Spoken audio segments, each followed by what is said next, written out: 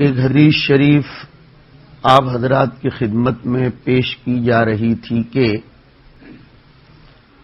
جو شخص اپنے اندر تین باتوں کو، تین خصلتوں کو جمع کر لیتا ہے، گویا اس نے اپنے اندر پورے ایمان کو حاصل کر لیا، شامل کر لیا، جس میں سے پہلی خصلت تھی الانصاف من نفسک، اپنا سروے کرنا، اپنا محاسبہ کرنا۔ امام غزالی رحمت اللہ علیہ نے آدمی کی اصلاح کے 4 طریقے لکھے ہیں۔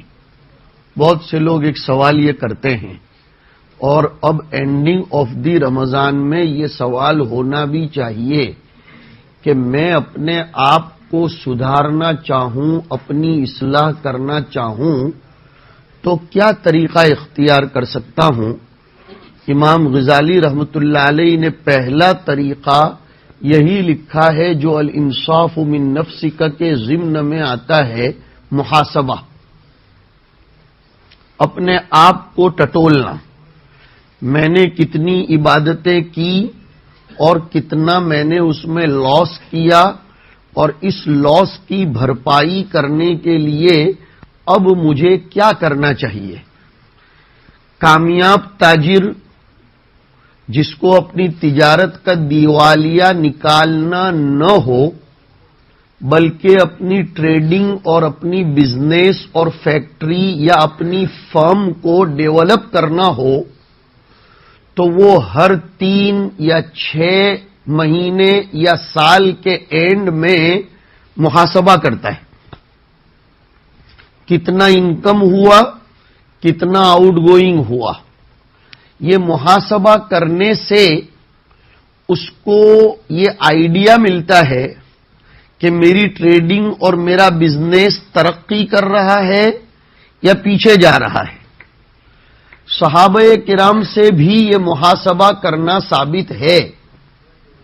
فضائل اعمال کی تعلیم میں آپ نے سنا ہوگا کہ صحابہ آپس میں بیٹھتے تھے اور مذاکرہ فرماتے تھے کہ بتاؤ تمہاری زندگی میں کیا انقلاب آیا ہے اور کتنی ترقی ہوئی ہے۔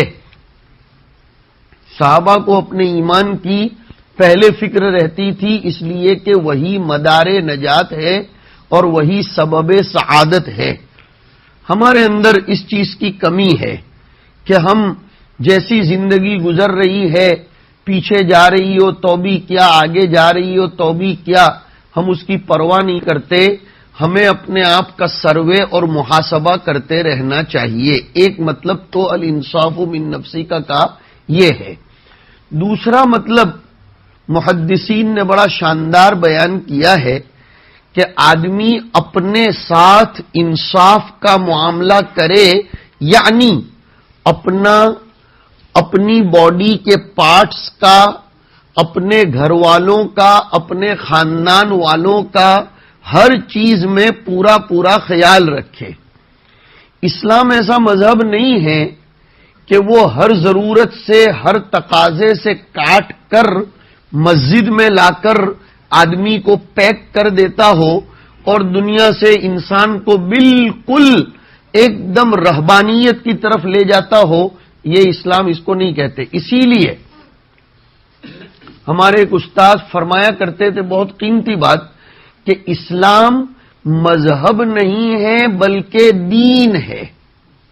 بہت سے لوگوں کو شاید میرے اس جملے پر کہ ہم تو سنتے ہیں مذہب اسلام، وہ فرماتے تھے مذہب اور ریلیجین تو اس کو کہتے ہیں جو انسان کی زندگی کے کسی مخصوص سیکشن، کسی پرٹیکولر فیلڈ یا کسی خاص دائرے کے ساتھ ہی بحث کرتا ہو، دوسری چیزوں سے اس کو کوئی لینا دینا نہ ہو، اس کو مذہب کہا جاتا ہے۔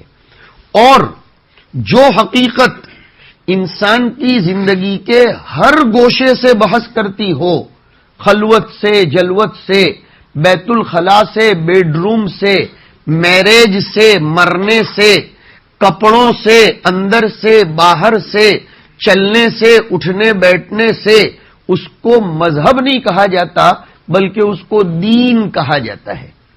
اور ہمیں ہمارے حضرت کی اس بات کی تائید قرآن کریم کی آیتوں سے بھی ملتی ہے کہ قرآن نے اسلام کو دین کے لفظ سے تعبیر فرمایا ہے کہ ان الدین عند اللہ الاسلام۔ ایک جگہ فرمایا وَمَن يَبْتَغِ غَيْرَ الْإِسْلَامِ دِينًا فَلَن يُقْبَلَ مِنْهُ وَهُوَ فِي الْآخِرَةِ مِنَ الْخَاسِرِينَ۔ بات سے بات یاد آئی، بڑی فکری بات ہے، آخری مجلس میں بڑی قیمتی بات یاد آئی ہے کہ جب کوئی دین والے، کوئی مذہب والے، کوئی ملت والے اپنے مذہب کو، اپنے دین کو زندگی کے کسی مخصوص شعبے کے ساتھ خاص کر لیتے ہیں تو وہ دین دنیا سے ختم بھی ہو جاتا ہے۔ آپ کے سامنے اس کی مثال زیادہ ہے، ہم ہندوستان والوں کے سامنے اتنی زیادہ نہیں ہے جتنی آپ کے سامنے ہے۔ نصرانیت ایک مذہب تھا زبردست، دنیا میں بہت، کرسچینٹی جس کو کہا جاتا ہے یہ ایک مذہب تھا، لیکن آپ دیکھیے انہوں نے اپنے مذہب کو خاص کر لیا چرچ کے ساتھ، سنڈیز کے ساتھ، میرجز کے ساتھ یا مرنے کے ساتھ۔ یہ حقیقت ہے، ذرا اس کو سمجھو کہ انہوں نے اپنے مذہب کو میرج کے ہال میں اس کا کوئی خیال نہیں رکھا کہ بھئی پڑھ لو نکاح کسی پادری، پوپ یا کورٹ کے کسی بڑے آدمی کے سامنے ہال میں جا کر میں کون، میرا مذہب کون، مجھے کوئی لینا دینا نہیں، me and my life, independence of life, کوئی ریلیجین، کوئی ریسٹرکشن یا کوئی مذہب کی پابندی نہیں۔ ہمارے اندر بھی وہ چیز اب آنا شروع ہو گئی ہے، بلکہ آ چکی ہے کہ نکاح پڑھانے کے لیے مولانا کو بلاؤ اور کبھی کبھی تو امام حرم کو بلاؤ نکاح پڑھانے کے لیے، اور پھر ہال میں ننگے ناچو، کوئی لینا دینا نہیں۔ بلکہ کبھی کبھی نکاح پڑھنے کے لیے سفر کر کے جاتے ہیں حرم تک، کہا ہم نے تو نکاح پڑھا حرم شریف کے اندر، اور پھر کیا کیا، کہ پھر دبئی میں جا کر مذہب کی دھجیاں اڑا دی، اور پھر ہم نے کوئی خیال نہیں کیا۔ اس طریقے سے ہی تو مذہب ختم ہو جاتا ہے۔ ہم لوگوں نے اپنے آپ کو مسجد کا مسلمان بنا کر رکھا ہے، ہال کا مسلمان شرم آتی ہے مجھے کہتے ہوئے، آگے جو جملے کہوں گا، ہماری عورتیں، انگریز عورتوں کا نہیں کہہ رہا ہوں، ہماری کمیونٹی کی عورتیں ہال کے اندر، شادی کے ہال میں جو کپڑے پہنے ہوئے نظر آتی ہے اور جو ان کا انداز ہوتا ہے، کبھی کبھی اس کا تصور کرنے سے بھی آدمی کو موت آ جائے، ایسی حالت ہوتی ہے۔ اور اچھے خاصے نمازی گھرانے کے گھروں کا ماحول یہ ہے، دوسروں سے کیا کہنا، گویا انہوں نے نکاح تو اسلامی طریقے سے پڑھا اور شادی ٹوٹل غیر اسلامی طریقے سے کریں گے۔ ساؤتھ افریقہ میں ایک مرتبہ مجھے نکاح پڑھانے کے لیے بلایا گیا۔ اب میں جیسے ہی ہال میں پہنچا، بہت سے سال پہلے کی بات ہے، تو ابھی نکاح ہونا باقی تھا، لیکن اس سے پہلے جو میں نے حالت دیکھی، انا للہ و انا الیہ راجعون، تو آپ یقین کیجئے میں نے اسی وقت بول دیا، بھلے تم نے ٹکٹ دے کر بلایا ہے، پیسے واپس لے لو، میں نہیں پڑھا سکتا ہوں یہ نکاح، اس لیے کہ تم پابندی نہیں کر رہے ہو شریعت کی۔ یہ ہمیں کرنا پڑے گا، گھر کے لوگوں کو اس کا خیال کرنا پڑے گا، جو گھر کے ایلڈر ہیں انہیں، کہ بھئی دیکھو بچوں، تم میری اولاد ہو، شریعت کے مطابق اگر تم شادی کرتے ہو، اور اے میری بیٹیاں، تم شریعت کے مطابق کپڑے پہنو گی، شریعت کے مطابق ہال میں آؤ گی، تو میری دعائیں، میری نیک تمنائیں، میری شرکت تمہارے ساتھ ہے، ورنہ تم جانو تمہارا کام جانو۔ اس لیے کہ قاضی بیضاوی رحمۃ اللہ علیہ ایک بہت بڑے مفسر گزرے ہیں، انہوں نے ایک آیت کریمہ کے ضمن میں لکھا ہے کہ قرآن میں ایک آیت ایسی ہے جو آدمی کو ڈرا دیتی ہے، اور انہوں نے ایک آگے جملہ لکھا کہ وہ آیت کریمہ کے اندر ایسی چیز کا حکم ہے جس کے اندر بڑے بڑوں کے قدم لڑکھڑا جاتے ہیں۔ کون سی آیت؟ 10ویں پارے میں ہے وہ، قل ان کان آباؤکم وابناؤکم واخوانکم وازواجکم واموالکم وعشیرتکم واموال اقترفتموها وتجارۃ تخشون کسادها ومساکن ترضونها احب الیکم من اللہ ورسولہ وجہاد فی سبیلہ فتربصوا حتی یأتی اللہ بامرہ۔ اے نبی، ہمارا یہ میسج پاس کر دو کہ جس دن تمہارے باپ دادے، تمہاری اولاد، تمہاری بیویاں، تمہارا خاندان، تمہارا بزنس، تمہاری کوٹھیاں، یہ تمہاری نظروں میں اللہ رسول کے مقابلے میں زیادہ محبت والی بن جائیں گی تو پھر اللہ کے عذاب کا انتظار کرو، تو پھر اللہ کے عذاب کا انتظار کرو۔ اور کیا پتے کی بات مفسرین نے لکھی ہے کہ قرآن کریم نے محبت کی نفی نہیں کی ہے، احبیت کی نفی کی ہے۔ اولاد کی محبت ہونا چاہیے، کوئی منع نہیں کرتا، بیویوں کی محبت مطلوب ہے، گھر بار کی محبت، لیکن اس محبت کے اوپر شریعت کی محبت ہونی چاہیے۔ شریعت کے مقابلے میں ان چیزوں کی محبت کو کبھی بھی کھڑا نہیں رکھا جا سکتا ہے۔ احبیت کے اوپر پرائیورٹی اور محبت ان چیزوں کی جس دن زیادہ ہوگی اللہ کا عذاب آئے گا۔ اور ارباب دل نے لکھا ہے، بزرگوں نے لکھا ہے کہ اس امت پر عذاب وہ تو نہیں آئے گا جو پہلی امتوں پر آیا۔ بڑی قیمتی بات ہے، سنو، اس امت کو اللہ اس عذاب سے تو بچائیں گے جو پہلی امتوں پر آتا تھا۔ کون سا؟ پتھر برسانا اور ایسا فلڈ آنا کہ سب کے سب برباد ہو جائیں، اور ہر جگہ چوہے اور مکھیاں اور کھٹمل کا نکلنا اور یہ ہونا وہ ہونا۔ لیکن فرمایا اس امت پر عذاب دوسری قسم کے آتے ہیں، وہ یہ کہ نکاح ٹکتا نہیں ہے، میاں بیوی میں محبت رہتی نہیں ہے، برسہ برس کے بعد رشتے ٹوٹتے ہیں، گھروں میں سکون نہیں ہوتا ہے، اولاد آنکھوں کی ٹھنڈک نہیں بنتی ہے، تجارت میں برکت ہوتی نہیں ہے، خاندانوں میں آپس میں اختلاف ہوتا ہے۔ یہ سب اللہ کا عذاب ہے۔ ہم لوگوں نے اصل میں سمجھا ہے کہ اللہ کا عذاب یعنی اوپر سے کوڑے برسیں تو عذاب، یا زمین میں زلزلہ آئے تو اسی کو عذاب کہتے ہیں۔ نہیں، اولاد کا نافرمان ہو جانا یہ بھی اللہ کا عذاب ہے، میاں بیوی میں آپس میں اختلاف کا ہو جانا یہ بھی اللہ کا عذاب ہے، بھائی بھائیوں میں محبت کا ٹوٹ جانا یہ بھی اللہ کا عذاب ہے۔ اس لیے کہ مجھے ایک جواب دیجئے، میں آپ لوگوں سے ایک سوال کرتا ہوں، ملین آپ کے پاس پاؤنڈ ہیں، زبردست قسم کا مکان ہے، خوبصورت ترین بیوی ہے، سب کچھ ہے، لیکن سب ایک دوسرے سے جدا جدا ہیں۔ بیوی کی تھنکنگ الگ ہے، شوہر کی تھنکنگ الگ ہے، لڑکا اپنی سوچ رہا ہے، لڑکی اپنی سوچ رہا ہے، باپ الگ جا رہا ہے، ماں الگ جا رہی ہے، سب ایک ہی گھر میں رہ رہے ہیں، ایک ہی بستر پر سو رہے ہیں، لیکن سب کی تھنکنگ الگ، سب کا سوچنا الگ، کسی کو کسی سے کوئی لینا دینا نہیں ہے۔ ایک صبح میں 4 بجے اٹھ رہا ہے، اپنی چائے بنا کے پی رہا ہے، کوئی 6 بجے اٹھ رہا ہے، وہ بریک فاسٹ کر کے جا رہا ہے، کوئی 8 بجے اٹھ رہا ہے، اس کو اس سے کوئی لینا دینا نہیں، اس کو اس سے کوئی لینا دینا نہیں۔ کیا کام کے یہ سب پاؤنڈ؟ بتاؤ کیا کام کے؟ یہ اللہ کا عذاب ہے، یہ اللہ کا عذاب ہے۔ پہلے زمانے میں ایسا ہوتا تھا کہ جب شادی ہوتی تھی تو رشتہ دار ایک ہفتے پہلے جمع ہوتے تھے، محبتوں سے ملتے تھے، ایک دوسرے کا غم۔ مسجدوں کے بنانے کے مقصدوں میں سے ایک مقصد یہ بھی تو ہے جو اب ہمیں مسجدوں میں نظر نہیں آتا۔ ہر آدمی آ رہا ہے، اپنی نماز پڑھ کے جا رہا ہے، کسی کو 1 منٹ کھڑے رہنے کی بھی فرصت نہیں ہے کہ کوئی ایک دوسرے سے کچھ غم کو، کوئی خوشی کو شیئر کرے۔ تو تیری جی میں میری جی رہا ہوں، میں اپنے آپ میں ہوں، تو بلکہ کبھی کبھی تو یہ بھی پتہ نہیں چلتا کہ کوئی قریب سے آ کر گیا یا نہیں آیا۔ یہ مسجد کا مقصد نہیں ہے، نہیں نہیں نہیں، یہ مسجد کا مقصد۔ فیملی لائف ہمارے اندر نہیں رہی، اب سماجی لائف ہمارے اندر نہیں رہی۔ اور معاف کیجئے، ہم ایشین پیپل کے اندر تو اور زیادہ نہیں ہیں، ہم لوگ رات تک کماتے رہتے ہیں، صبح بھی بس پیسے کو جو ذریعہ تھا ہم نے مقصد سمجھ لیا۔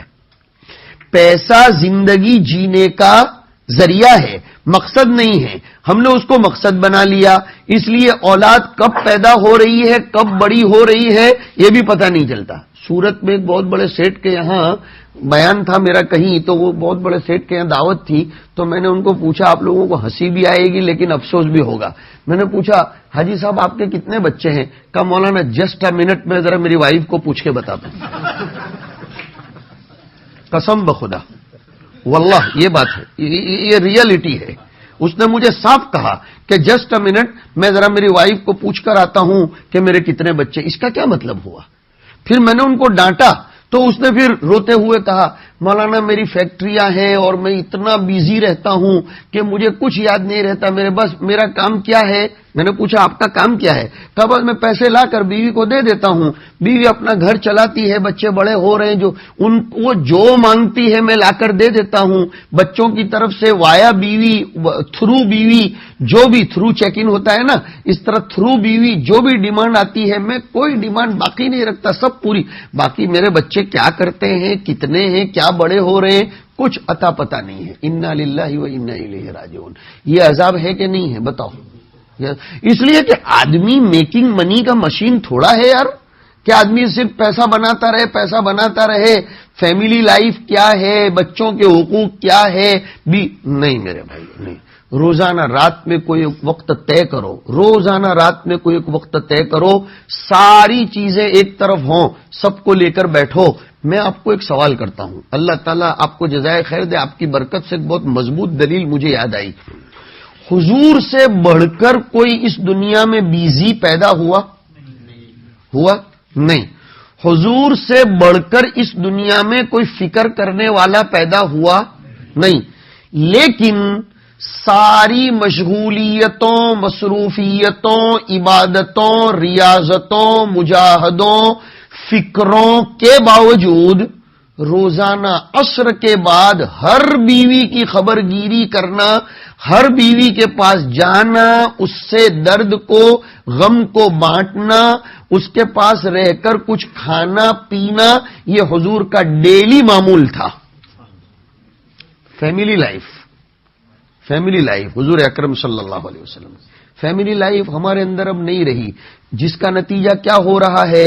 یہ انگریزوں والا، گوریوں والا معاملہ ہمارے اندر بھی آ رہا ہے کہ کسی کو کسی سے کچھ لینا دینا نہیں ہے، نہ بھائی کے دل میں بہن کی محبت، نہ بلکہ مجھے تو ایسا کہیں تو نظر آتا ہے کہ بھائی اور بہن کیا ہے وہ بھی اب کی جنریشن کو کچھ تصور نہیں رہتا۔ ایک گھر میں رہتے ہیں، بس رہتے ہیں، تو ایک گھر میں تو پرائے بھی رہتے ہیں، ہم بھی رہتے ہیں، ایسا ہو رہا ہے۔ ورنہ ایک دور وہ تھا کہ اگر بھائی کو پتا چلے کہ میری بہن کسی کے ساتھ ذرا بھی کوئی ناجائز تعلقات میں ہے تو بھائی ترملا اٹھتا تھا، اور اب حال یہ ہے کہ بھائی سوچتا ہے میں میری لائف جی رہا ہوں، میں بھی کچھ کم تھوڑا ہوں، وہ اس کی لائف میں ہے، میں میری لائف میں ہوں، کچھ لینا دے۔ یہ فیملی لائف اسلام نے دی، اسلام نے رشتہ داروں کو آپس میں جوڑا، اسلام نے ایک دوسرے کے ساتھ، حضور اکرم صلی اللہ علیہ وسلم کا حال تو یہ تھا کہ آپ علیہ الصلاۃ والسلام کے پاس ایک مرتبہ آپ کی دودھ شریک بہن آئی تو آپ مجلس سے کھڑے ہو گئے۔ آپ کی دودھ شریک بہن تھی، شیما نام کی، بڑی شین سے۔ حضور کے دل میں اتنی محبت بھرائی اور حضور کہنے لگے ہم نے ساتھ میں بچپن میں کھیلا ہے اور ایک ماں کا دودھ پیا ہے۔ حضور کھڑے ہو گئے، صحابہ ایک دم تعجب سے دیکھنے لگے کہ حضور کے لیے سب کھڑے ہوتے ہیں، آخر ہے کیا کہ حضور ان کو دیکھ کر کھڑے ہو گئے۔ حضور نے فرمایا اپنی چادر کو بچھایا، صحابی کو فرمایا میری چادر کو بچھاؤ اور میری بہن کو بٹھاؤ، یہ میری رضائی بہن ہے۔ اسی طریقے سے اب ہمارے کلچر میں فادر ان لا اور سن ان لا کوئی شرم و حیا نہیں رہی، کوئی شرم و حیا نہیں۔ سسرے بیٹھے ہیں، داماد بیٹھا ہے، ایک دوسرے سے مذاق ہو رہا ہے، ایک دوسرے سے بالکل کھلے عام دوسرے کے ساتھ بھی نہیں میرے بھائیوں۔ حضرت عثمان رضی اللہ تعالیٰ عنہ جب حضور کی مجلس میں تشریف لاتے تھے، حضرت عثمان اگر پیر ایسے پھیلا کر بیٹھے ہوئے ہوتے تھے نا تو بھی مسلم شریف کی روایت میں حضور ایسے پیر سکوڑ لیتے تھے، حضور سکوڑ لیتے، شرم و حیا کے مارے۔ ایک مرتبہ کسی صحابی نے پوچھا تو حضور نے فرمایا عثمان سے تو فرشتے بھی شرماتے ہیں تو میں کیوں شرم نہ کروں۔ اور عثمان کے نکاح میں ایک کے بعد دوسری حضور اکرم صلی اللہ علیہ وسلم کی بیٹی تھی، تو حضور اپنے داماد کا اتنا خیال فرماتے تھے، شرم کرتے تھے۔ یہ ہونا چاہیے، یہ سماج کے اندر ہوگا تو سماج آئیڈیل روپ سے وہ پورا بنے گا۔ یہ ہے الانصاف من نفسی کا، اپنا جائزہ لو اور اپنے ساتھ انصاف کا معاملہ کرو۔ میں کہہ رہا تھا سب کے ہمارے اوپر حقوق ہیں، ہماری آنکھ کا بھی حق ہے، ہمارے کان کا بھی حق ہے، ہمارے دماغ کا بھی حق ہے، ساری چیزوں کا، بلکہ آنے والے مہمان کا بھی حق ہے۔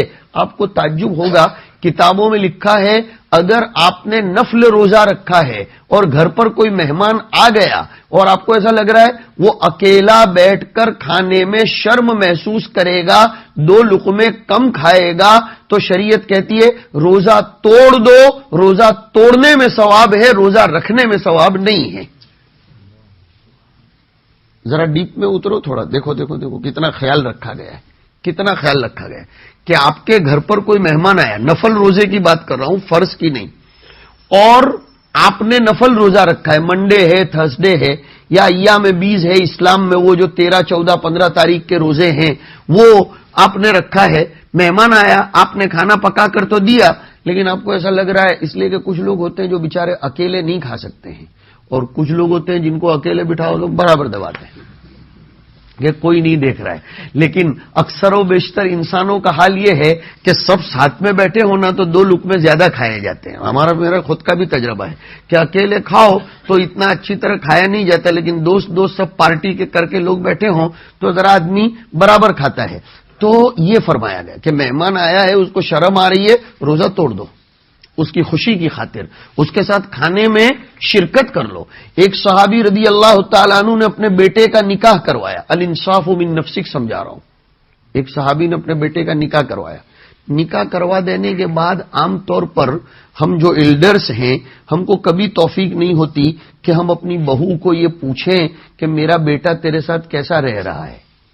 یہ فریضہ ہے، یہ فرض ہے، یاد رکھو۔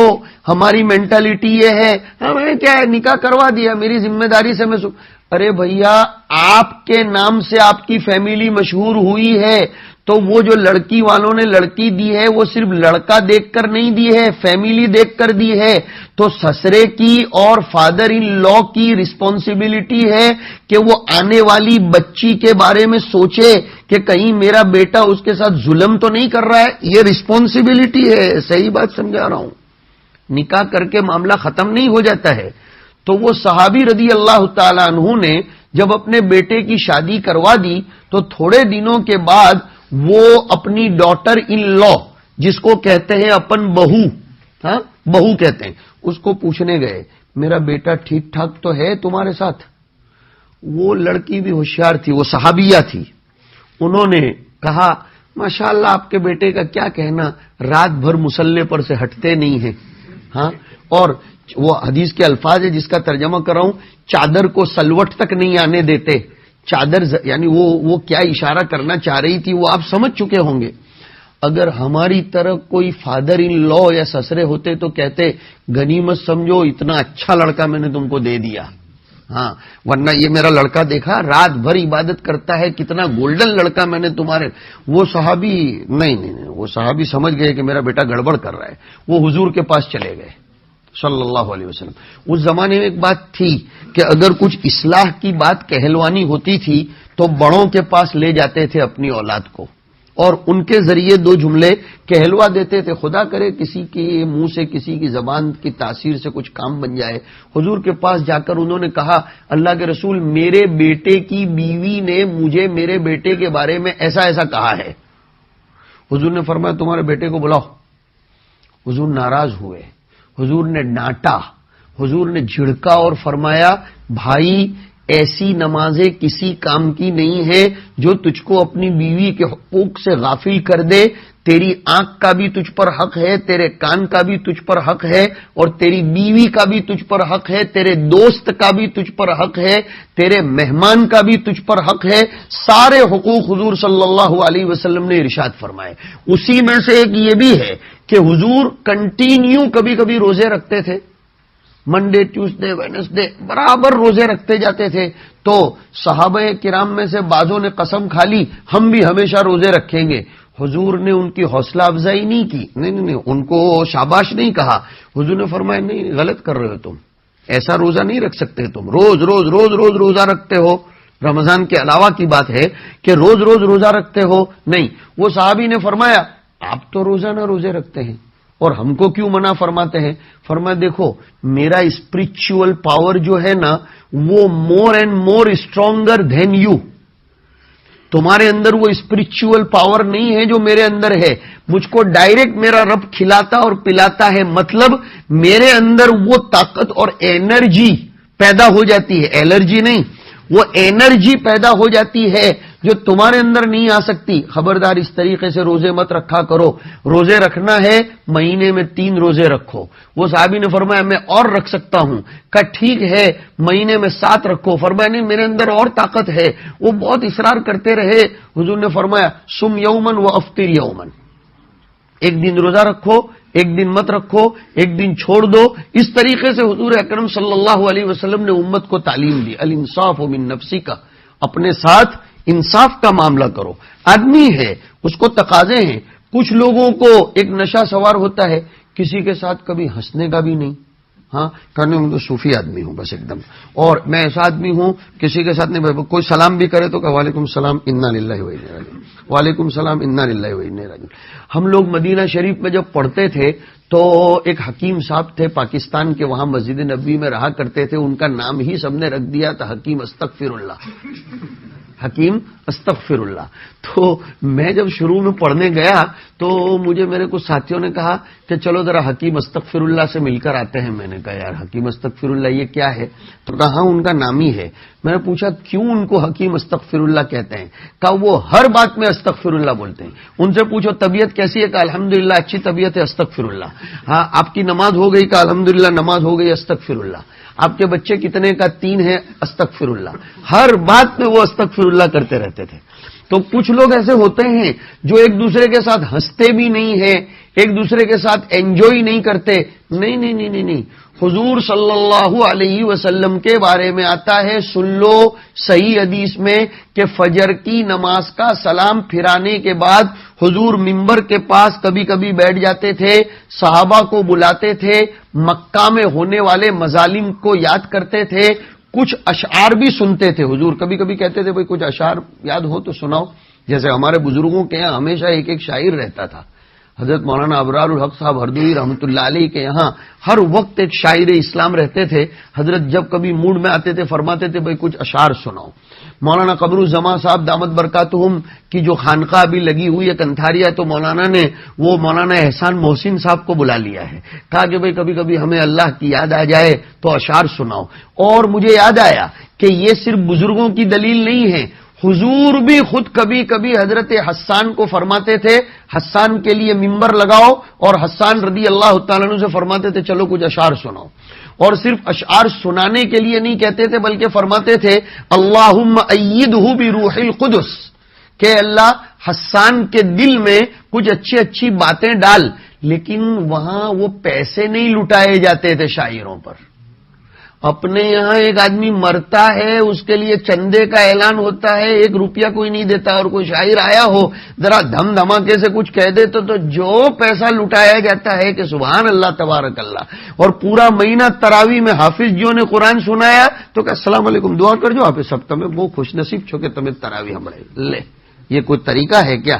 نہیں، اعزاز کرو ان کا، اکرام کرو. جو شعر سناتا ہے اس کو دے نوازش. اور کچھ شعرا تو کبھی کبھی کسی نے نہیں دیا تو کہتے بھی ہیں بھئی میں قبرستان میں پڑھ رہا ہوں کیا. ہاں یعنی سامنے سے مانگتے ہیں. ایک شاعر صاحب کی عادت تھی کہ وہ شعر پڑھتے تھے، جب کچھ ملتا نہیں تھا تو کہتے تھے السلام علیکم یا اہل القبور. جو سامنے والے کہتے تھے کہ شاعر صاحب ہم لوگ زندہ ہیں. میرے بھائیوں ریالٹیز کو دیکھو. بہرحال عرض یہ کر رہا تھا کہ ایک دوسرے کے ساتھ ہنسی کرنا، دل لگی کرنا حدیثوں سے ثابت ہے. حضور صلی اللہ علیہ وسلم کبھی کبھی صحابہ کو اٹھاتے بھی تھے. ایک صحابی رضی اللہ تعالیٰ عنہ حضور کے پاس سواری مانگنے آئے کہ مجھ کو کچھ سواری کا انتظام کر دو. آج کی زبان میں کہیں گے کہ مجھ کو ذرا کار دے دو، مجھ کو تھوڑا سا کام ہے. ہاں تو حضور نے فرمایا بھائی ہمارے پاس کوئی جانور نہیں، ایک بچہ دوں گا، اونٹنی کا بچہ دوں گا. تو وہ صحابی نے فرمایا بچہ لے کر کیا کرنے کا، بچے کو کیا کروں گا؟ حضور نے فرمایا میں تو بچہ ہی دے سکتا ہوں. تو کہا حضور میں بچہ لے کر کیا کروں گا؟ تو وہ پڑوس میں جو حضور کے صحابی بیٹھے تھے ان سے حضور نے فرمایا ان کو اونٹنی دے دو. تو وہ صحابی کہنے لگے آپ نے تو کہا تھا کہ میں بچہ دوں گا اور آپ نے مجھ کو اونٹنی دے دیا. حضور نے فرمایا ہر اونٹنی کسی زمانے میں بچہ بھی تو تھی. یہ حضور کے مذاق کا انداز تھا. ایک بوڑھی عورت حضور کی مجلس میں تشریف لائی. حضور نے اس کو دیکھ کر اس طرف منہ کر لیا اور جان بوجھ کر اس کو چڑھانے کے لیے فرمانے لگے یہ بڈھے لوگ کبھی بھی جنت میں نہیں جائیں گے، گھبرا مت جانا بھائی، ابھی سناتا ہوں۔ حضور نے ایسے یوں کر کے دیکھا اور کہا یہ بڈھے لوگ کبھی بھی جنت میں، تو وہ بوڑھی رونے لگی۔ حضور نے ایسے آنکھ سے کنکھیوں سے دیکھا کہ وہ رو رہی ہے تو اور چڑھانے کے لیے فرمانے لگے ہاں میں صحیح کہہ رہا ہوں، سنا کہ بڈھے لوگ کبھی بھی جنت میں نہیں جائیں گے۔ وہ بوڑھی چلا کر رونے لگی تو حضور ارے اماں تم کب آئی اور تم کیوں رو رہی ہو؟ تم کب آئی اور تم کیوں رو رہی ہو؟ کہا محمد تم کہہ رہے ہو کہ بڈھے لوگ، جہاں کہا میں برابر کہہ رہا ہوں کہ بڈھے لوگ جنت میں نہیں جائیں گے۔ کہا تو پھر میں روؤں گی؟ کہا بڈھے لوگ بڑھاپے کی حالت میں جنت میں نہیں جائیں گے، وہ جوان ہو کر جنت میں جائیں گے۔ دیکھا یہ حضور کے مذاق کا انداز۔ ایک ہوتا ہے کسی کی اڑانا اور ایک ہوتا ہے دل لگی کرنا۔ اڑانا یہ تو حرام ہے، اڑانا نہیں چاہیے۔ کسی کو نیچا دکھانے کے لیے اس کے ساتھ مذاق کرنا یہ غلط، لیکن ذرا مجلس کا موڈ فریش کرنے کے لیے تھوڑا دوست بیٹھے ہیں دل لگی کرنے کے لیے، ارے یہ تو بہت اچھا ہے۔ ہمارے ایک دوست تھے انڈیا میں، وہ ذرا دل لگی کرتے رہتے ہیں، ہم لوگ بھی ان سے دل لگی کرتے ہیں۔ تو میں نے ایک مرتبہ مجلس میں کہا کہ یار اس آدمی کی خوبی یہ ہے کہ اس کے ساتھ کتنا بھی مذاق کر لو یہ کبھی غصے نہیں ہوتا۔ تو انہوں نے جواب بہت اچھا دیا تھا۔ واقعتاً کچھ لوگ ایسے اللہ والے ہوتے ہیں، انہوں نے جواب دیا کہ بھئی اگر میرے ذریعے مجلس میں ذرا گرمی آ جاتی ہو اور سب لوگ خوش ہو جاتے ہوں، سب لوگ ذرا ہنستے ہوں، تو میرے لیے اس سے بڑھ کر کیا خوش قسمتی ہوگی کہ میری وجہ سے ذرا مجلس میں لوگوں میں ہنسی خوشی ہو جاتی ہے۔ یہ بھی اللہ کی نعمت ہے کہ آپ مجلس میں چلے جاؤ تو لوگ آپ سے خوش ہو جائیں کہ بھئی یہ آدمی آیا اب ذرا، اور سبھی چپ چاپ بیٹھے ہوں۔ تو حضرت تھانوی رحمت اللہ علیہ نے ایک مرتبہ اپنے ایک مرید سے کہا کہ بھئی میرے گھر میں لڑکا نہیں ہے۔ یہ سننے کے قابل واقعہ ہے، ہمارے بڑے یا الانصاف من نفسک میں سب آ رہا ہے کہ میرے گھر میں لڑکا نہیں ہے، مہمان آتے ہیں تو پانی لینے کے لیے بھی مجھے اندر جانا پڑتا ہے، کھانا لینے کے لیے بھی مجھے جانا پڑتا ہے، دسترخوان تو میں تھک جاتا ہوں، مجھ کو کوئی بچہ دے دو گھر میں جو کام آئے خدمت کے لیے، چھوٹا بچہ دینا تاکہ پردے کا مسئلہ بھی نہ ہو۔ تو وہ مرید صاحب نے اپنے بچے کو ٹرین کیا کہ دیکھو حضرت کے یہاں جانا ہے، با ادب با نصیب، بالکل ایسے بیٹھنا، ذرا بھی ہلنا نہیں، تھوڑا ادھر ادھر بھی مت ہونا، بالکل حضرت جتنا بولے اتنا کرنا، جتنا پوچھے اتنا جواب دینا، ایک کونے میں چپ چاپ بیٹھے رہنا اور بالکل ذرا بھی ہاں زور سے کچھ بولنا وغیرہ وغیرہ، پوری اپنے گمان کے مطابق تربیت کر کے بھیجا۔ وہ بچہ گیا اور اپنے باپ نے جیسا سکھایا تھا ویسا ہی کرنے لگا۔ حضرت نے دوسرے دن اس کے باپ کو بلا کر کہا میں نے آپ سے کوئی شیخ تھوڑے مانگے تھے، میں نے آپ سے بچہ مانگا تھا، میں نے آپ سے کوئی شیخ نہیں مانگے تھے، میں نے آپ سے بچہ مانگا تھا۔ کہا حضرت میں نے بچہ تو دیا ہے، میرے شیخ تو آپ ہیں۔ کہا یہ بچہ تو شیخ کے جیسا ہے، بولتا ہی نہیں ہے اور جتنا بولو اتنا سنتا ہے۔ بچے تو وہ ہوں جو کبھی چادر ادھر ادھر کر دے، کبھی کچھ گلاس پھوڑ دے، کبھی کچھ برتن کی آواز آئے، کبھی ادھر سے ادھر ہو، میں نے تو ایسا بچہ مانگا تھا۔ یہ ہمارے بڑے ہوتے تھے، اور ہمارا حال کیا ہے کہ ہم بچوں سے وہ ایکسپیکٹ کرتے ہیں، وہ امیدیں رکھتے ہیں جو ارے بچے ہوتے ہیں، 5-6 سال کی عمر تک وہ گھر میں دوڑیں گے بھاگیں گے نہیں تو اور کیا کریں گے؟ بچوں کے بچپن کے جذبات کو کچلنے سے اس کا دماغ معوف ہو جاتا ہے۔ بچپن کا جو ایک انداز ہے، بچپن کے جو اس کے تقاضے ہیں، اس کو کھیلنے دو، وہ ادھر سے ادھر بھی ہو رہا ہو ہونے دو، اس لیے کہ اس کی عمر ہے، اور وہ جتنا ایکٹیو ہوگا، جتنا سوال کرے گا، جتنا آپ کے ساتھ بات کرے گا، اتنا اس کا دماغ گرو ہوگا۔ ہمیں اپنے بچوں کو بچپن سے ہی ایسے صوفی صاحب بنانے کی ضرورت نہیں ہے کہ وہ بولے ہی نہیں۔ بہت سے لوگ ہوتے ہیں کہ اگر ان کا بچہ کوئی آنے والے مہمان کو سلام کرتا ہے یا اس سے کوئی بات کرتا ہے تو ہاتھ پکڑ کے کھینچ ڈالتا ہے، بھائی چپ چپ۔ ارے بھائی کیا ہے، وہ بچہ ایک آنے والے آدمی کے ساتھ اچھی طرح بات کر رہا ہے، اس کو بات کر لینے دو۔ آپ لوگ کھانا کھانے بیٹھے ہیں، اپنے کلچر میں یہ چلتا ہے کہ ہم لوگ کھانا کھانے بیٹھے ہیں، بچہ آ کر دسترخوان پر بیٹھتا ہے، ہم اس کو جھڑک دیتے ہیں۔ ایسا نہیں کرنا چاہیے۔ بچے کو شوق ہوتا ہے کہ بڑوں کے ساتھ وہ بیٹھے، فائدہ کیا ہوگا؟ وہ بڑوں کو کھاتا ہوا دیکھے گا، کچھ طریقے سیکھے گا کہ یہ لوگ کس طریقے سے کھا رہے ہیں، یہ لوگ کس طریقے سے ایک دوسرے کے ساتھ بات کر رہے ہیں، تو وہ کچھ سیکھے گا۔ یہ ہمارے اندر ہونا چاہیے، اور ہمیں اس حدیث شریف کے ٹکڑے کے اندر آنے والی بات کے نتیجے میں اپنا محاسبہ کرنا پڑے گا. ہم اپنے آپ کے ساتھ کتنا انصاف کرتے ہیں. ہمارے سماج میں دو قسم کے لوگ ہیں. کچھ لوگ اپنے آپ پر اتنا ظلم کرتے ہیں کہ 24 گھنٹے عبادت 24 گھنٹے عبادت، کیا بیوی کیا بچے کیا یہ کیا وہ، کچھ لینا دینا نہیں. اور کچھ لوگ ایسے ہوتے ہیں کہ بائی مسٹیک بھی مسجد میں نہیں آتے. دونوں غلط ہیں، دونوں غلط ہے. ہر ایک کا اپنا حق ہے. فیملی لائف بھی ہماری ہونی چاہیے، رشتہ داروں کے ساتھ بھی ہمارا سلوک ہونا چاہیے. ان کے ساتھ حضور صلی اللہ علیہ وسلم مکہ فتح ہو جانے کے بعد عجیب بات یاد آئی، وطن کے ساتھ کا جو معاملہ ہے وہ سمجھا رہا ہوں، اور اس میں بھی آ رہا ہے. حضور فتح ہو گیا نا مکہ، اس کے بعد حجۃ الوداع کے لیے تشریف لے گئے تھے مکہ مکرمہ. تو حضور سے کسی صحابی نے پوچھا کہ حضور آپ حج کرنے مکہ آئے ہو تو where will you stay here in Mecca, آپ مکہ میں اسٹے کہاں کریں گے، کہاں رکیں گے؟ حضور نے نظریں جھکا لی اور افسوس کے ساتھ کہا کہ میرے چاچا عقیل نے ایک گھر نہیں چھوڑا ہے جہاں جا کر میں ٹھہروں. اس سے محدثین نے لکھا ہے کہ آدمی کو اپنے وطن میں چھوٹا موٹا مکان بھی رکھنا چاہیے تاکہ جنریشن کو پتہ بھی چلے کہ ہم کہاں کے ہیں اور ہمارے باپ دادے کہاں کے ہیں، اور اپنا کلچر بھی ہونا چاہیے. اصل میں کلچر جب ختم ہو جاتا ہے نا تو دوسرے سویلائزیشن سے اولاد افیکٹڈ ہوتی ہے. کلچر نہیں چھوڑنا چاہیے. میں بہت سالوں سے یہاں آتا ہوں لیکن آخری 5-7 سال سے دیکھ رہا ہوں کہ یہاں کی جنریشن میں سے کلچر دھیرے دھیرے جا رہا ہے. شروع میں دیکھتا تھا کلچر بہت مضبوط تھا، لیکن اب کلچر دھیرے دھیرے جا رہا ہے. اور کلچر پر اٹیک سب سے پہلے ہوتا ہے لینگویج کے ذریعے. مولانا علی میاں صاحب رحمۃ اللہ علیہ کا نام سنا ہے، جن کو مفکر اسلام کہا جاتا ہے. آکسفورڈ یونیورسٹی کے سینیٹ تھے وہ، اور عجیب اللہ نے دماغ دیا تھا. انہوں نے ایک جگہ لکھا ہے کہ جب کسی قوم کا کلچر ختم کر دینا ہو تو اس کی زبان پر اٹیک کرو.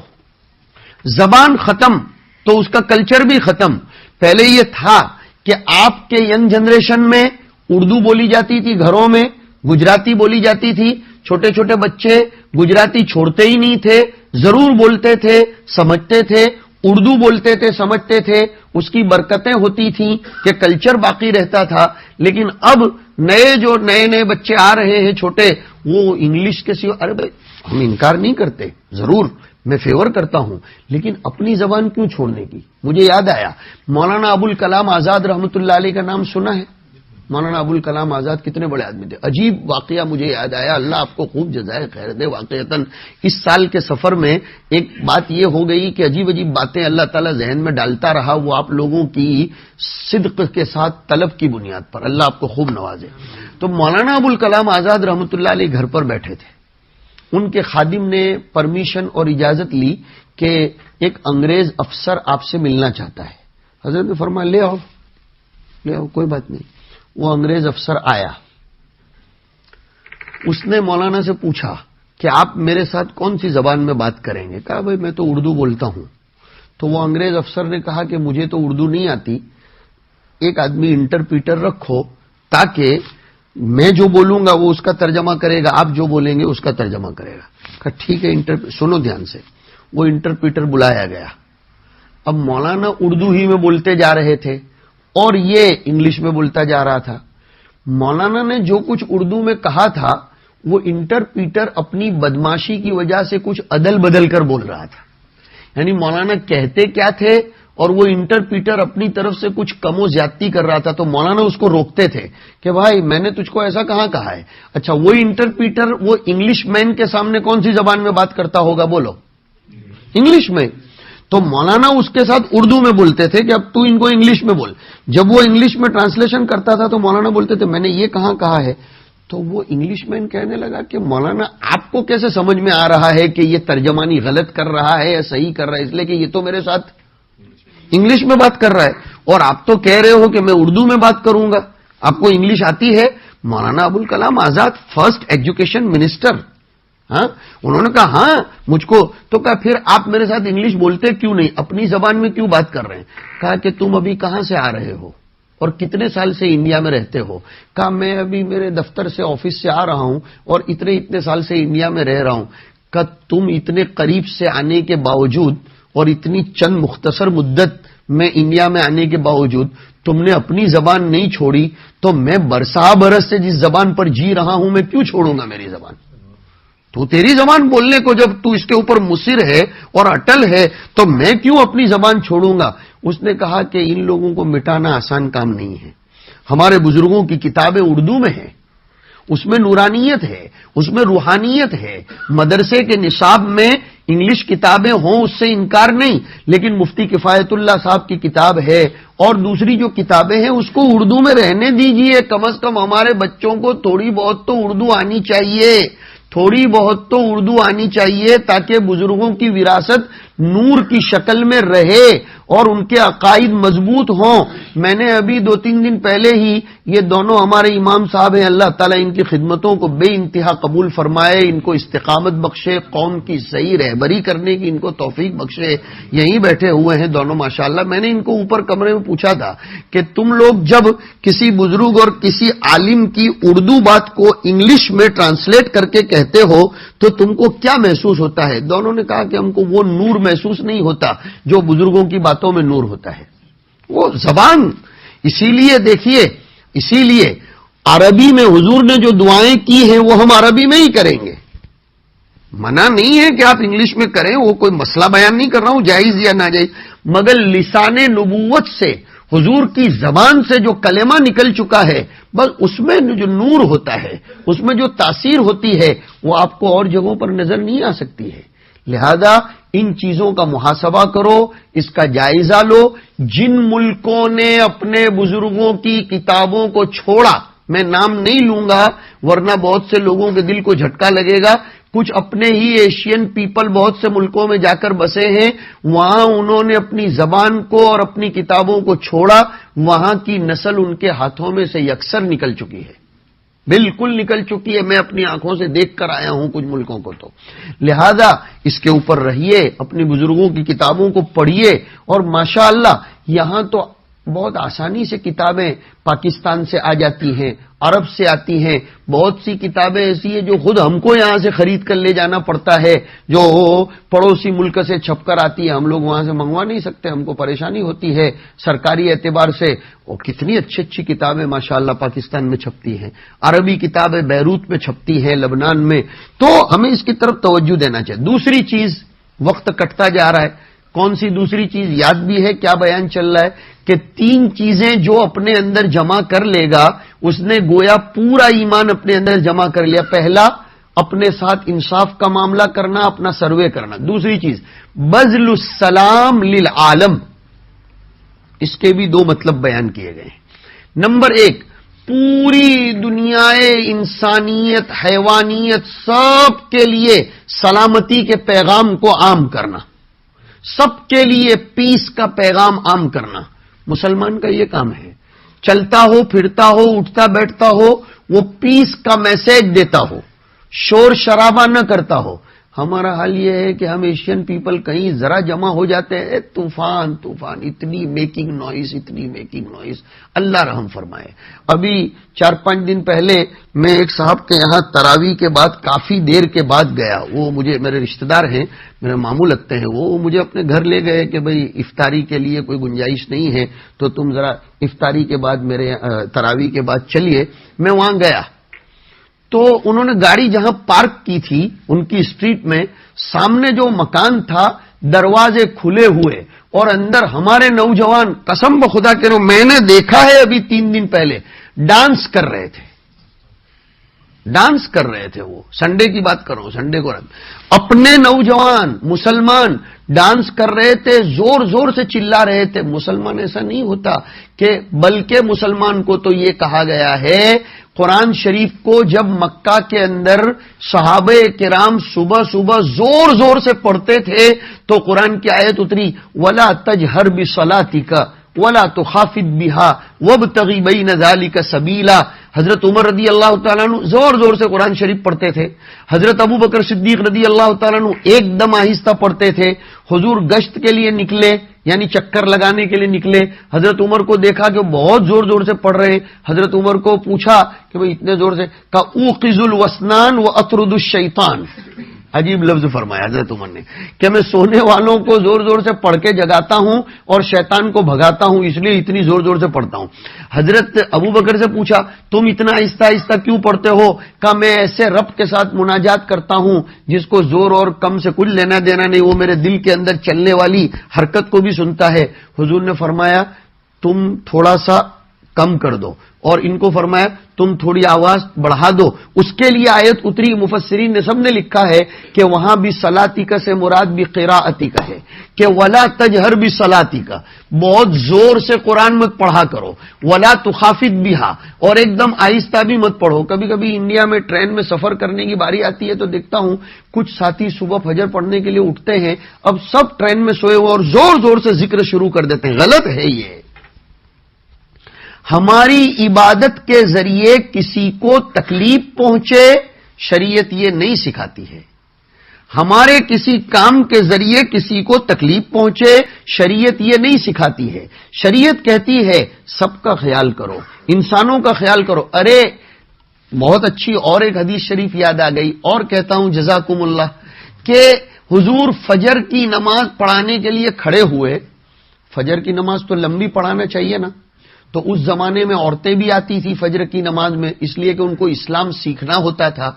دوسری بات کہ عورتوں کو اس لیے بھی اس زمانے میں لایا جاتا تھا، کوانٹٹی بتانا مقصود ہوتی تھی، جس کو شاہ ولی اللہ نے لکھا ہے شوکت اسلام کا اظہار مقصود ہوتا تھا کہ بھئی ہم کم نہیں ہیں، ہم اچھے خاصے لوگ ہیں یہاں. یہ بتلانا کبھی کبھی بتلانا بھی پڑتا ہے. حدیث پر سے اور دوسری حدیث یاد آ گئی کہ کبھی کبھی بتلانا پڑتا ہے.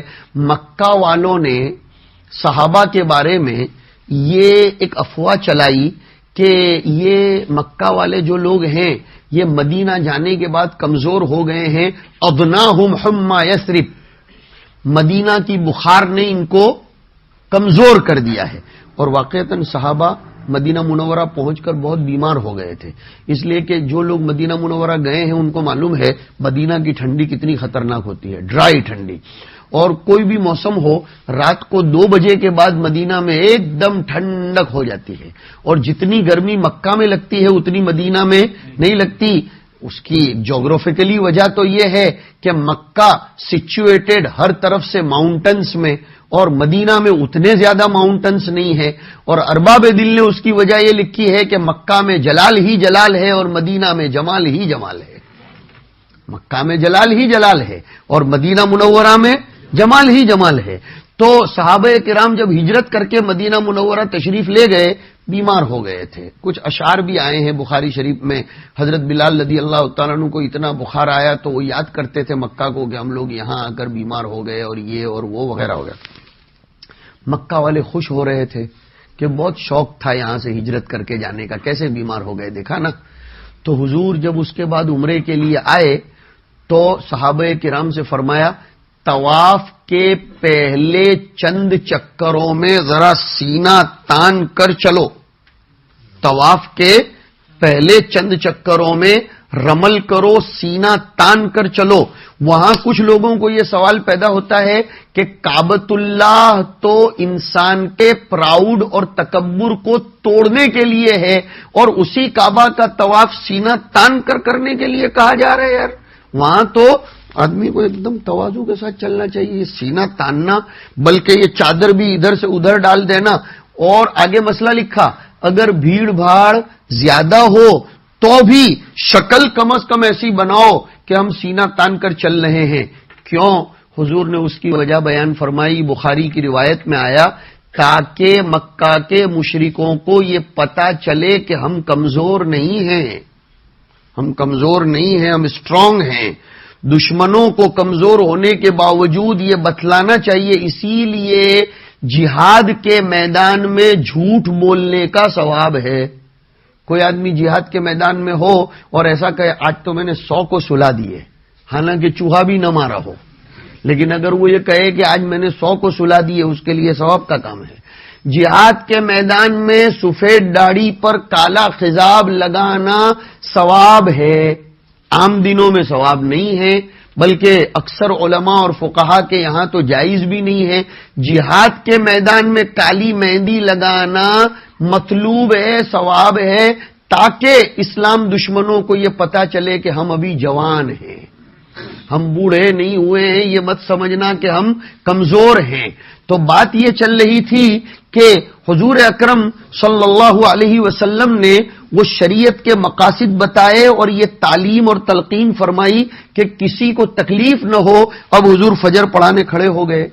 حضور لمبی قرات فرماتے تھے فجر میں، لیکن ایک مرتبہ ایسا ہوا کہ حضور نے فرمایا بھائی میں کبھی کبھی پسند کرتا ہوں کہ فجر لمبی پڑھاؤں، لیکن پیچھے سے بچوں کے رونے کی آواز جب سنتا ہوں تو مجھ کو ایسا لگتا ہے کہ ان کی ماں ڈسٹرب ہو رہی ہوگی، اس لیے میں نماز مختصر کر دیتا ہوں. کیا خیال فرماتے تھے؟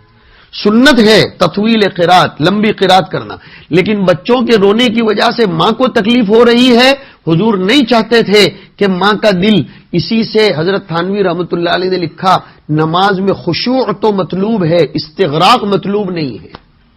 یعنی نماز میں دھیان تو لگنا چاہیے، لیکن ایسی نماز بھی نہیں پڑھنا چاہیے کہ کیا ہو رہا ہے کچھ پتہ ہی نہ چلے، کون آ رہا ہے کون جا رہا ہے. بلکہ یہاں تک فرمایا چالو نماز میں اگر 5 پاؤنڈ کی نوٹ گر گئی نماز توڑ دو، نماز توڑ دو. ایسا نہیں کہ نماز پڑھ رہا ہوں جو پیسہ لوٹ جائے لوٹ جائے، نہیں، ایسا شریعت یہ نہیں سکھاتی، مذہب دین ایسا نہیں سکھاتا ہے. یہ ہے بدل السلام للعالم، پوری دنیا میں سلامتی کا پیغام عام کرو. اور ایک طرف میں مختصر کر کے ختم کرنے کی طرف جا رہا ہوں، دوسرا مطلب یہ بیان کیا گیا ہے پوری دنیا والوں کو سلام کرو، سلام جو بھی ملے آپ سلام کرو. سوال یہ پیدا ہوتا ہے کافروں کو تو سلام کر نہیں سکتے. اس کا جواب بھی شرائع حدیث نے بہت پتے کا دیا ہے کہ کفار عالم میں داخل ہی کہاں ہیں. ان کے بارے میں تو قرآن میں آیا اولئک کالانعام، اولئک کالانعام. جیسے امام راضی نے ایک سوال اٹھایا ہے کہ قرآن ایک طرف کہتا ہے ھدی للمتقین اور ایک طرف کہتا ہے ھدی للناس، ایک طرف کہتا ہے متقیوں کے لیے ہدایت، ایک طرف کہتا ہے سب لوگوں کے لیے ہدایت. تو سب لوگ تو متقی ہوتے نہیں ہیں، تو پھر دونوں آیتوں میں کچھ ٹکراؤ ہو رہا ہے نا، کہ ایک آیت میں کہا سب لوگوں کے لیے ہدایت، ایک آیت میں کہا متقیوں کے لیے ہدایت. خود امام راضی نے ہی جواب دیا ہے کہ جو متقی لوگ ہیں وہی ناس ہیں، باقی دوسرے ستیہ ناس ہیں، اس لیے کہ وہی ناس کہلائے جانے کے حقدار ہیں. دوسرے جو لوگ ہیں وہ انسان کہلائے جانے کے حقدار نہیں ہیں، وہ جانور کیا بلکہ ان سے بھی بدتر ہے جن کو خیر و شر کی تمیز نہیں ہے. تو سلام کرنے کی عادت ڈالو جو بھی ملے، چاہے ہماری جان ہو، پہچان ہو، کوئی مطلب ہو نہ ہو.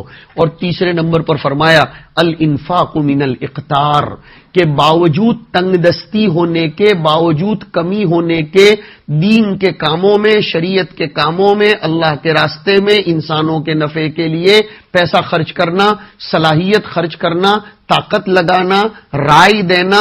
محدثین نے وہاں لکھا ہے انفاق کو صرف مال کے ساتھ خاص نہ کیا جائے، بلکہ جہاں جہالت ہو وہاں علم پڑھانا، اور جہاں اپنی صلاحیت کی ضرورت ہو وہاں صلاحیت لگانا، جہاں طاقت کی ضرورت ہو وہاں طاقت کے ذریعے کسی کو فائدہ پہنچانا. یہ وہ کام ہیں جن کو جب انسان اپنے اندر پیدا کر لیتا ہے تو وہ اپنے ایمان کو کامل کرتا ہے. آپ نے دیکھا ان تینوں میں سے ایک میں بھی تہجد کا تذکرہ ہے، تسبیح پھرانے کا تذکرہ ہے. تینوں کام کچھ الگ ہی ٹائپ کے ہیں. پتہ چلا شریعت کو صرف مسجد تک خاص مت کرو، شریعت کو صرف تہجد اور نوافل تک خاص مت کرو. شریعت سماج میں بھی نظر آنی چاہیے، شادی کے ہال میں بھی نظر آنی چاہیے، کپڑوں میں بھی نظر آنی چاہیے، ہر چیز میں شریعت نظر آنی چاہیے. بلکہ شریعت نے میرا پیسہ ہے، میں کتنا خرچ کر سکتا ہوں اس کے لیے بھی پابندیاں بتائی ہیں. آدمی کی موت قریب ہے، وہ پورا پیسہ مسجد کے لیے لگا رہا ہے، شریعت روکتی ہے کہ نہیں یہ غلط کام ہے. خود کا پیسہ ہے لیکن شریعت اس کو منع کرتی ہے کہ اپنی اولاد کے لیے فکر کر کے جاؤ. بلکہ فرمایا اگر کوئی مرتے مرتے ایسی چیریٹی کی وصیت کرتا ہے کہ جس چیریٹی کی وجہ سے اس کی اولاد کو نقصان ہوگا تو فرمایا اس کو روکو کہ تو ایسی وصیت نہیں کر سکتا. فمن خاف من موص جنفا او اثما فاصلح بینہم فلا اثم علیہ. اللہ تعالی ہمیں ان باتوں پر عمل کی توفیق نصیب فرمائے. بہت خوشی اور سعادت کی بات ہے کہ آپ لوگ پورے 10 دن مکمل توجہ کے ساتھ واقعتاً میں قدر کرتا ہوں آپ کے جذبات کی کہ ایک بھی ساتھی قسم کھانے کے لیے بھی کبھی جھونکا لگایا ہو ایسا مجھ کو نظر نہیں آیا. الحمدللہ ثم الحمدللہ وللہ الحمد علی ذالک. کسی نے کبھی گھڑی بھی نہیں دیکھی کہ مفتی صاحب کب ختم کریں گے. توجہ کے ساتھ آپ سنتے رہے. اس کا مطلب یہ ہے کہ آپ حضرات کی امانت ہے ہمارے اوپر، آپ کی ذمہ داری ہے ہم علماء کے اوپر. اللہ ہم علماء کو آپ کا حق ادا کرنے کی توفیق نصیب فرمائے. آخری وصیتیں یہی ہیں. کیا پتہ آئندہ زندگی میں نے آپ کی دیکھی، آپ نے میری دیکھی نہ دیکھی. زندگی کے ہر موڑ پر، ہر قدم پر اللہ کا خوف ہونا چاہیے. اللہ ہمیں ہر جگہ دیکھتا ہے. گناہ کرنا ہے تو ایسی جگہ جا کر کرو جہاں اللہ نہ دیکھتا ہو، اور ایسی جگہ کوئی بھی نہیں ہے. اپنی اولاد کی تربیت کرو، اولاد کے لیے دعائیں کرو، بزرگوں سے تعلق رکھو اور اکابرین سے اپنے آپ کو وابستہ رکھو. علماء کرام کی خود بھی قدر کرو، اپنی اولاد کے پاس بھی قدر کرواؤ. اولاد کے پاس بھی علماء کی قدر کرواؤ تاکہ اولاد کو پتا چلے کہ سماج میں علماء کا مقام کیا ہوتا ہے. اور یہ علماء ہیں تو ہماری نمازیں، ہماری زکاتیں وغیرہ درست ہیں اور ہماری عبادتوں میں جان پڑتی ہے. یہ سب جب ہوگا تو انشاءاللہ تعالی ہمارا معاشرہ بہترین طریقے سے تشکیل پائے گا. حلال و حرام کی تمیز یہ قدم بقدم ہمارے لیے کرنا ضروری ہے. حلال اور حرام کی تمیز ہوگی تو اعمال میں جان پیدا ہوگی. اس لیے کہ علماء نے لکھا ہے رسولوں کی جماعت کو بھی اللہ نے عمل صالح کا حکم بعد میں دیا ہے، عقل طیب کا حکم پہلے دیا ہے. فرمایا 18ویں پارے میں یا ایھا الرسل کلوا من الطیبات پھر واعملوا صالحا. اچھی اور پاکیزہ غذائیں، حلال غذائیں کھاؤ اور نیک عمل کرو تو اعمال میں جان پیدا ہوگی. زبان ہماری درست چلے، ہماری زبان سے سچائی ہو، امانت داری کی بات ہو تو پھر یصلح لکم اعمالکم، اعمال میں صلاح پیدا ہوگی. عمل صالح بنتا ہے تو زندگی میں انقلاب پیدا ہوتا ہے. حق تعالی شانہ ہم سب کو اس رمضان کو اپنے حق میں انقلابی بنانے کی توفیق نصیب فرمائے. آخری لمحات کو سعادت مندی سمجھ کر غنیمت کے ساتھ اس سے توبہ اور انابت کرنے کی توفیق نصیب فرمائے. گھبرانے کی، مایوس ہونے کی ضرورت نہیں ہے. میں نے اپنے استاد شیخ حذیفی کو 4 سال تک پابندی سے ایک کام کرتے ہوئے دیکھا تھا جب میں مدینہ منورہ میں پڑھتا تھا. جب رمضان کا آخری دن ہوتا تھا تو وہ پابندی سے نماز میں ایک آیت پڑھتے تھے قل یا عبادی الذین اسرفوا علی انفسہم لا تقنطوا من رحمت اللہ. تو میں نے جب نہیں رہا گیا تو شیخ سے، وہ ہم کو پڑھانے آتے تھے، تو پوچھا کہ حضرت یہ آیت میں آپ کو، میرا 4 سال کا دور ختم ہو رہا ہے، میں آپ سے پوچھ رہا ہوں کیوں آپ یہی آیت پڑھتے ہو؟ کہا امت میں امید دلاتا ہوں کہ اگر کسی نے رمضان میں آج تک کچھ کوتاہی بھی کی ہو تو مایوس ہونے کی ضرورت نہیں ہے، اپنے اللہ کو منوا لو. اللہ ہمارا بہت مہربان ہے، نہایت لطیف ہے اور وہ بڑی محبت سے بات کرتا ہے. یا ایھا الانسان ما غرک بربک الکریم. لہذا رب کو منا لو، اس کا دروازہ کھٹکھٹاؤ. چاپلوسی دنیا والوں سے کرنا اس کو پسند نہیں ہے، لیکن نسائی شریف کی روایت میں آیا کہ اللہ 3 لوگوں سے بڑی محبت کرتا ہے. ان میں سے ایک وہ ہے جو اللہ کو پٹاتا ہو، جو اللہ کو پٹاتا ہو، متملق بڑے قاف سے، جو اللہ کے ساتھ چاپلوسی کرتا ہو. اللہ کو آدمی بڑا پسند آتا ہے. حق تعالی شانہ قبول فرمائے. وصلی اللہ وسلم علی نبینا و مولانا محمد وعلی آلہ واصحابہ اجمعین. سبحان اللہ وبحمدہ عدد خلقہ ورضا نفسہ وزینۃ عرشہ. الحمد للہ الذی انزل علی عبدہ الکتاب ولم یجعل لہ عوجا. تبارک الذی نزل الفرقان علی عبدہ لیکون للعالمین نذیرا. تبارک الذی جعل فی السماء بروجا وجعل فیہا سراجا وقمرا منیرا. وهو الذی جعل اللیل والنہار خلفة لمن اراد ان یذکر او اراد شکورا. اللهم صل على محمد، اللهم صل على محمد، اللهم صل على محمد عبدك ورسولك ونبيك وحبيبك وشفيعنا وسندنا. اے اللہ ہم سب کے گناہوں کو معاف فرما، ستاری کا معاملہ فرما، عفو و درگزر کا معاملہ فرما. اے اللہ عفو اور محو کا قلم پھیر کر ہماری عزتوں میں بلندی نصیب فرما.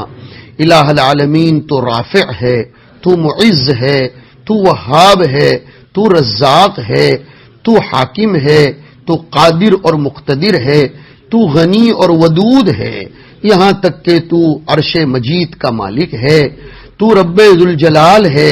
اے اللہ تیری ان سب صفات کے صدقے طفیل ہمارے گناہوں کو بخش دے، ہمیں اپنا مقبول بندہ بنا، ہمیں اپنا محبوب بندہ بنا۔ اے اللہ دنیا میں بھی مقبولیت نصیب فرما، آخرت میں بھی مقبولیت نصیب فرما، دلوں کی دنیا کو بدلنے کے فیصلے فرما۔ اے اللہ کمیات سے زیادہ کیفیات پیدا کرنے کی توفیق نصیب فرما، ہمارے دل پر محنت کرنے کی فکر نصیب فرما۔ الہ العالمین احساس کی دولت ہم تجھ سے مانگتے ہیں، اے اللہ احساس نصیب فرما دے، احساس سے مالا مال فرما، ندامت نصیب فرما، اے اللہ دنیا سے مستغنی فرما، اے اللہ پاک دامنی نصیب فرما، آنکھوں کی حفاظت ہم سب کو نصیب فرما، دل و دماغ کو غلط نظریات و عقائد سے اے اللہ محفوظ فرما، ہماری نسل کی حفاظت فرما، ذہنی، فکری، مادی ہر قسم کی پریشانیوں سے ہم کو نجات نصیب فرما۔ اے اللہ ذہنی ارتداد کی لہریں چل رہی ہیں، برین واش کیا جا رہا ہے، ایمان کے عقائد میں تزلزل اور تذبذب پیدا کرنے کی ہر طرف سے کوششیں ہو رہی ہیں، ہم کو ان الذین قالوا ربنا اللہ ثم استقاموا سے بنا، تاکہ تیری طرف سے خوشخبری آئے کہ لا تخافوا ولا تحزنوا۔ اے اللہ ہم میں استقامت نہیں ہے، اس لیے ہم خوف و حزن کی دنیا میں بس رہے ہیں، ہمارے خوف و حزن کو ختم کرنے کے لیے ہمیں استقامت نصیب فرما، ہمارے ان ساتھیوں کی مرادوں کو پوری فرما، معتکفین کے اعتکاف کو بے انتہا قبول فرما۔ یہ بڑی قربانی دے کر اے اللہ اپنے گھر بار کو چھوڑ کر تیرے دروازے پر آئے ہیں، ان کی دعاؤں میں جان پیدا فرما، قبولیت پیدا فرما، ان کی دعاؤں کے صدقے طفیل پورے سماج اور سوسائٹی کی مغفرت فرما۔ اے اللہ ہمارے بوڑھوں کے حال پر رحم فرما، بیماروں کو تندرستی نصیب فرما، تندرستوں کو اپنی تندرستی کی قدر کرنے کی توفیق نصیب فرما۔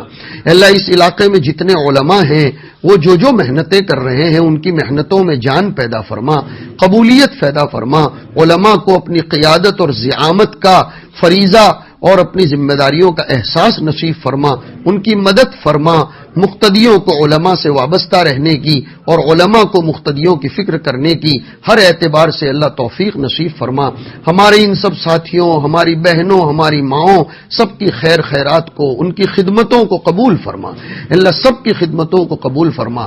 ہمارے 10 دن یہاں کے قیام کے دوران جنہوں نے ہماری خدمت کی، ہمیں محبت سے دیکھا، ہماری باتوں کو جو حقیقت میں تیرے اور تیرے حبیب کی باتیں ہیں توجہ سے سنا، محبت کا ثبوت دیا، اے اللہ سب کو اپنی طرف سے خوب نوازشات کی بارش برسا دے، اور اے اللہ اس سفر میں ہونے والی کوتاہیوں کو معاف فرما۔